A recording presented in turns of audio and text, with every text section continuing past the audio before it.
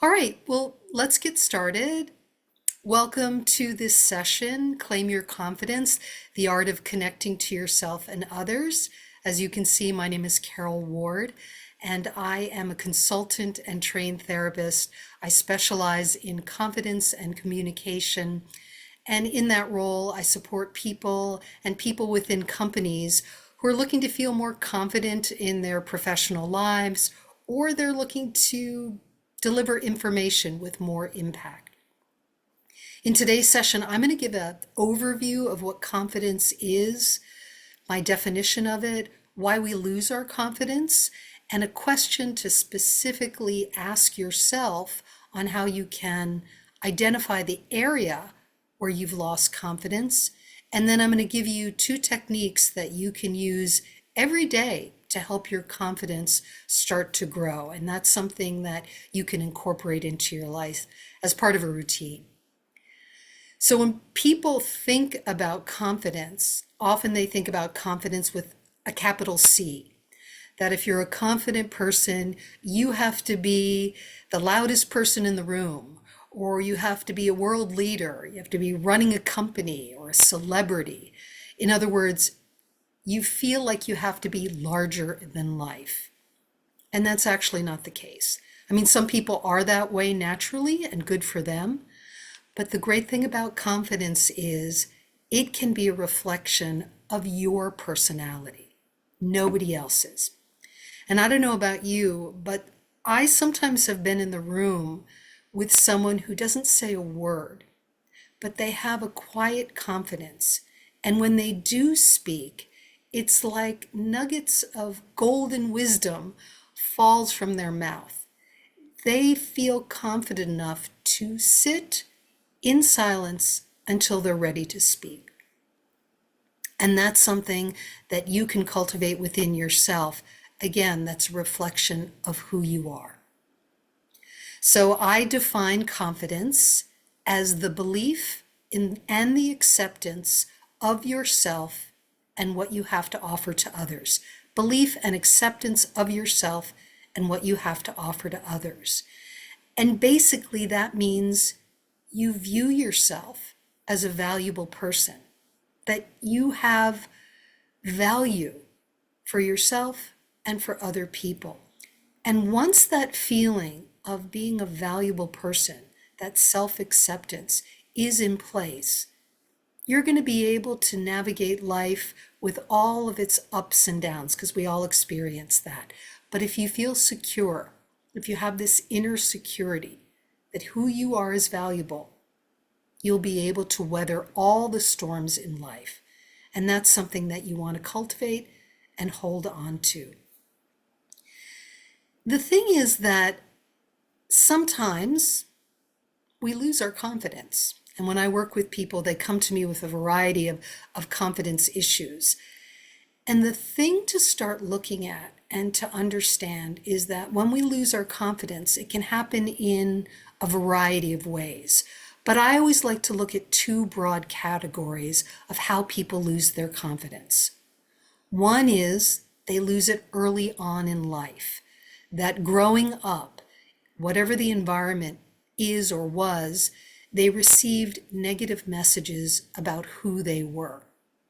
So those messages can be things simply like, you're not smart enough, you're not worthy, you're not pretty, you're not handsome, you're not talented. And those verbal and sometimes even nonverbal messages are things that we take inside. So those outside you statements, you're not worthy, you're not good enough, become I statements. I'm not talented enough. I'm not good enough. I don't have anything to offer. So outside negative messages become inside internal beliefs. And we start to think that that's who we are. We start to think that those voices that we heard growing up are the voices inside, and that's who we are. And so what's really important, if that's the case, if you had a background where there was a lot of negative judgment, a lot of little t trauma or big T trauma, that can really undermine your confidence. And it is worth dismantling that and giving yourself a chance in life. Because I always say, if you have the talent, the drive, and the brains to go after what you want in life, but you're bumping up against blocks year after year, that usually means that there's this inside belief about who you are, and it's not a negative belief. It's not a positive, it's a negative belief. The other area where people lose their confidence is later on in life. As an adult, when you enter the workforce, or you try to start a business, or you have a relationship, and something happens along the way, and you lose your confidence. I've worked with executives who, again, they're eager, they're bright, they start a new position in a company, but they end up not having such a nice boss or supervisor. And over time, their confidence erodes and they start to doubt themselves. Or maybe online business. Maybe you're starting an online business and you get it up and running, but you're not getting the kind of results or feedback that you thought you would get. I've experienced that when I first started on Medium. And you start to doubt your ability to write or to offer something or to contribute to the world with your voice. Or it even can be a relationship. You've had a relationship that ends, and then all of a sudden, after it ends, you're feeling, will I ever be able to meet somebody again? You develop an insecurity and a lack of confidence about what you could offer to another person. So these two areas, childhood messaging, and then later on these experiences as an adult, I call them crisis of confidence. These are the things that usually cause people to feel insecure about who they are. How do we resolve those? Well, it's important to think about where and why you are lacking confidence. And I think an easy way to do this is to ask the how come question. How come I'm not feeling confident? And I find from that question, it's then easy to target 3 specific areas. Because when we're feeling stuck, it's not always for the same reason. And the 3 specific areas are fear, a need for support, or a need for information when people run into confidence issues. Fear, a need for support, or a need for information. And once you can start to figure out where you fall in those 3 categories, and we're going to go into those in a minute, you can then go from how come to how to. How do I resolve that? What can help me resolve whatever area that I'm struggling in? So let's look at the first one, fear. As I said a moment ago, if you feel like you have the talent and the intelligence and the drive to achieve what you want in life, but you're stalled and you've been stalled for a while, usually there is some kind of emotional or psychological block that's keeping you from moving forward. And actually, I'm going to give an example of someone very well known who experienced this that maybe we can relate to. So the Olympic gymnast, Simone Biles, who just did spectacularly well in the Paris 2024 Olympics, highly competitive, very skilled, did not have that experience in 2020 in the Tokyo Olympics. She started to experience, when she was doing the vault, something called the twisties, where mentally she lost her perspective. She got discombobulated, and it really shook her confidence. She kept trying to do it, and it shook her. So she withdrew from competing. Now, remember, it's fear, support, or information. She had the support. She's surrounded by coaches. She's surrounded by people who believe in her. She had the information. She knew how to do it. She's been competing for years. And what she realized was there was an emotional, psychological block that was undermining her confidence. So she found herself a therapist. And in fact, she's talked quite openly about seeking psychological help to help her through this period of self-doubt and insecurity. And even in the 2024 Olympics, she said to reporters, yeah, I speak to my therapist. She was still in touch with her therapist throughout this most recent bout of competing. So she addressed and recognized that her block was not going to change with just receiving support or by practicing more. So when you think about that question, how come I'm struggling with confidence, and you realize that, hey, I think this is a psychological or emotional block, the how-to is to find the supports for that.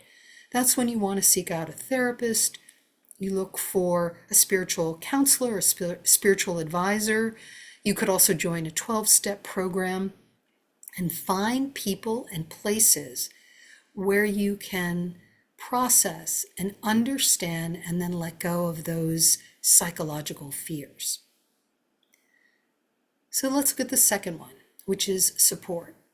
Sometimes you're not really feeling scared, but you're trying something new. You are in a new position at work, or you've decided to write for Medium, or you have decided to start dating again, and you need someone to be your cheerleader. You need someone to be accountable for, and you need someone to talk to, but not work through some emotional, psychological block.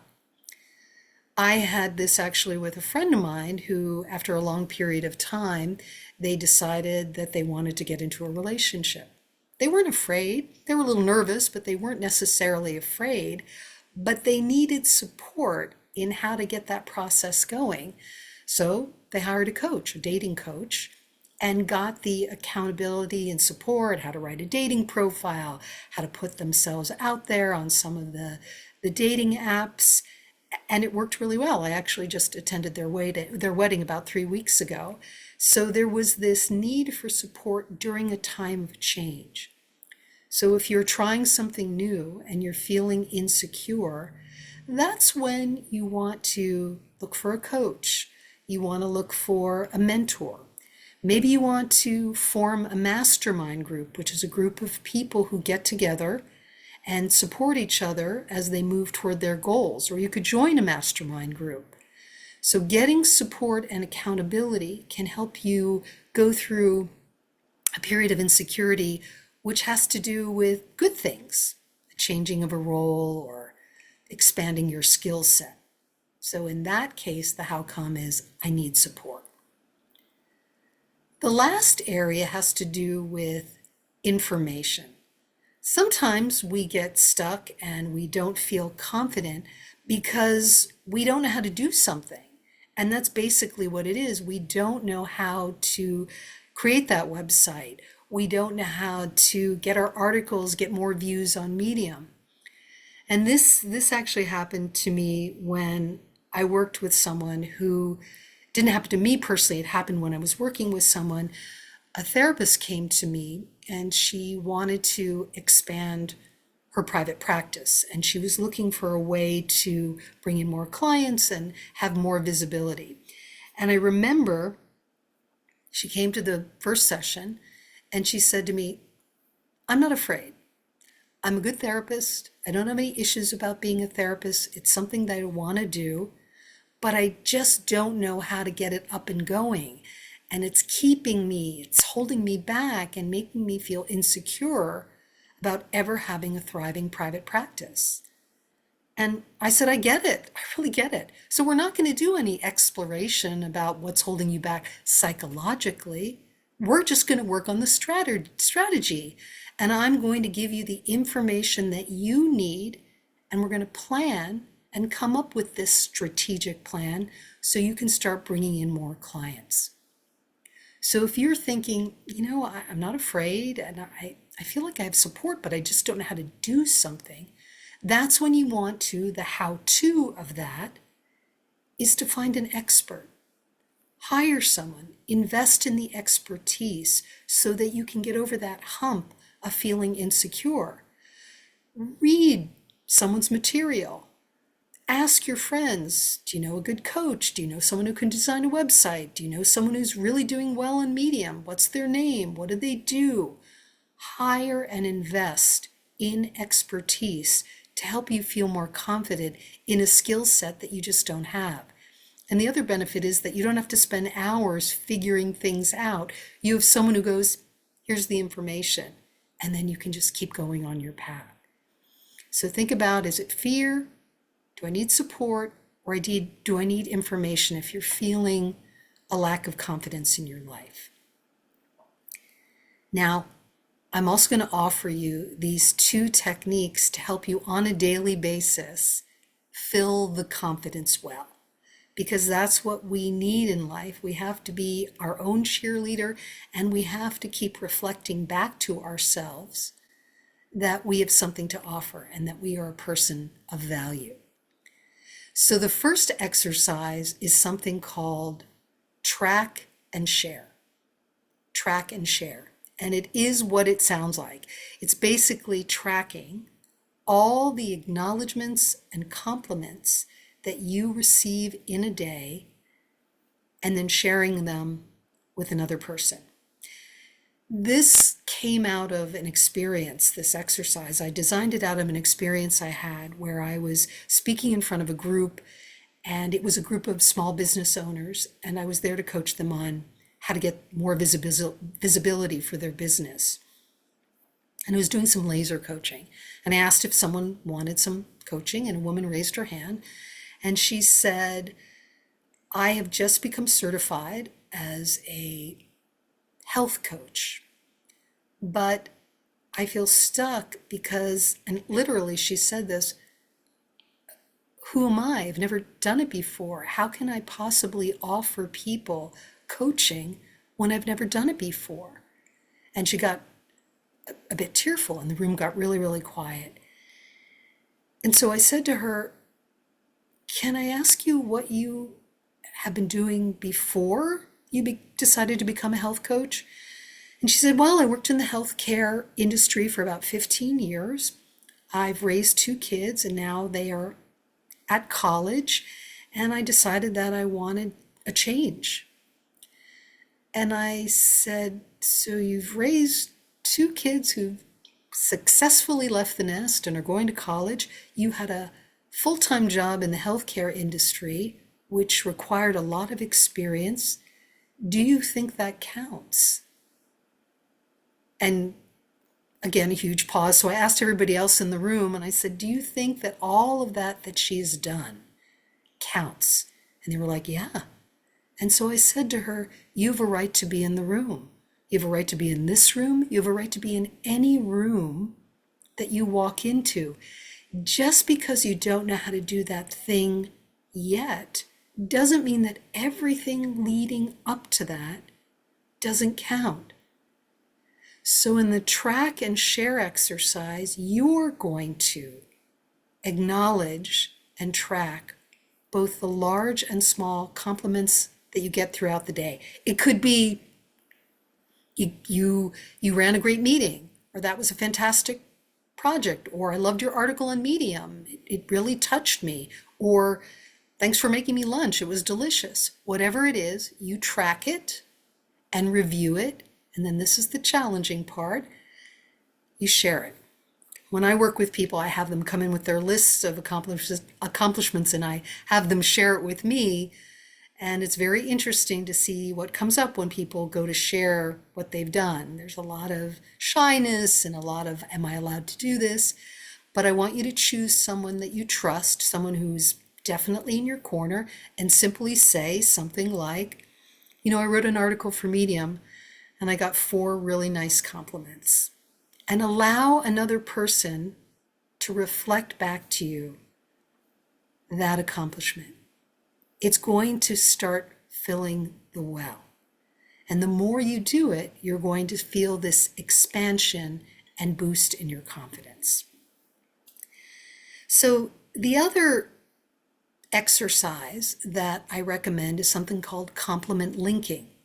And compliment linking is whenever you get a compliment about something you did, whatever it is, You express how you feel about it. You connect to yourself and you connect to another person. So an example of this could be, hey, I loved your presentation, the whole group, we found it really insightful. And you say, thank you. And then you share how you felt about it. It's something I really believe in. I'm really glad the group felt pleased with it. It's one of my favorite topics. You connect something about how you feel to the thing that you're being complimented on. This happened to me, I don't think it was about, I don't know, it was about 6 months ago. I went to a health food store and the person behind the counter, as I was paying for my stuff, said, I really love your blouse. And I said, thank you. It's one of my favorites. I got it on a trip. I can't remember where. I really love it. I get a lot of compliments on it. It makes me feel good. And she said, oh, it's a great color. And we had this exchange. And I have to tell you, when I left that store, I was lit up inside. That interaction, that moment of me connecting myself to the compliment allowed us to have an exchange, and it allowed me to feel good about myself. So the more you do that, the more you're going to fill that confidence well. So the formula is thank you, and then how you feel about it. And that is going to cause an expansion. I'm just going to check our time here. I'm going to wrap this up and then open it up to any questions or comments. And I'm just going to review generally what we've talked about today. So we talked about that you're allowed to have your own version of confidence. It doesn't have to be the loudest person in the room. It can be a reflection of your personality. We talked about what confidence is, the definition of it from my perspective, the belief and acceptance of yourself and what you have to offer to others. And then we looked at those two areas of where confidence gets undermined: negative messaging or trauma from childhood, or a crisis of confidence as an adult, personally or professionally. We looked at asking yourself how come, so you can figure out the how to address it. Asking yourself, is this a fear thing? Is it something where I need support? Or is this something where I need information? And then we looked at those two different exercises that you can do on a daily basis, just talked about them: track and share or confident linking. And I want to just say, as a conclusion, or to leave you with something, that confidence is not static. It's not that some people have it and some people don't. We all have a level of confidence within us. It can grow, it can be cultivated, and it can be an expression of who you are. And I really believe that the more we nurture ourselves and recognize that we are valuable people, the more we're going to feel confident in the world. I'm going to open it up and take a look at the chat and see if there are any comments or questions. I'm also going to put into the chat a link so that if you want to access a free guide that I offer, it's also on my website, where you can access this guide on confident goal setting. I'll put that in the chat, or you can, if you're seeing this session after it's been live and you're seeing the recorded version, if you look at my name, karolward.com, you'll see a tab on my website. It'll say Medium Day, and you can access the guide. So right now I'm going to take a look at the chat. Okay, I'm going to take a look. I'm starting with Karen. Yes, when someone has said that they've struggled with confidence from birth, outwardly positive, passionate demeanor, but they were laid off in October and have been 100% debilitated by self-doubt and have lost all hope. This is a crisis of confidence. And so you want to think about what's the how-to address the how-come. Is it a therapist? Is it a coach? Is it a 12-step program? Do I need mentoring? Think about that so you can start to address and help, and it'll help you break through this block. Okay, let me take a look. A mastermind group is people from, It could be people from the same industry or business area. You all get together and you meet and you put out goals and you work on them together. It's not a therapy group. It's really, what do I want to achieve? And you get feedback and support from other people in the group, and you meet on a regular basis. Stay tuned on my website because I facilitate mastermind groups and I will be setting up one, but you don't have to wait for mine. You can Google mastermind or ask your friends or colleagues if they're interested in getting together on a regular basis and supporting each other. Yes, you have all so much to offer on Medium. Thank you for saying it was an excellent presentation. That makes me feel wonderful. I really love speaking and sharing information. It really lights me up. Thank you. This is nice, excellent presentation. Thank you, Beth. Thank you. Thank you, Danielle. I'm glad you found it rewarding. It's rewarding for me, but it's particularly rewarding for me to share information. How do you balance confidence with vulnerability when looking for support at work? Choose wisely. Choose wisely. Not everyone gets to have access to your heart. Think about people that you feel comfortable with and then ask them, do a preliminary question. I have some stuff going on in terms of my career. Would you be open for me to share that with you? So do a little preliminary, what I call fishing. Ask around, observe people at work. Who do you naturally feel comfortable and safe with? Those are the people that you can choose. Okay. Yes, I hope you do become more confident, Karen, to submit your writing and poetry. I'm glad you like the topic. I'm really glad. Yes, that you practice dialogue ahead of time, practicing the confidence linking so that it comes to you easily. Yes, acting toward a new goal, evaluating the results and doing better, evaluating the results. That's the key part. Oh yes, I'm going to put the link in now. Hold on. Thank you for reminding me. I'll paste this in. There we go.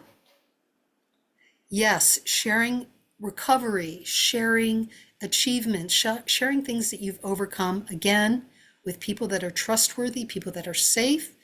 That is going to help your confidence grow. I'm glad you found it informative. I'm really getting, this feedback is really wonderful for me. Yes, I am sharing from my heart, Emma, to you. It's something that I love sharing. I'm glad, Claudia, that you like the two techniques. It's really important to practice them. Anyway, wishing you well on Medium Day. I know there are a lot of other sessions. I hope to connect to you in the future and have a great rest of the day or evening whenever you're watching this, and be well. Thanks so much.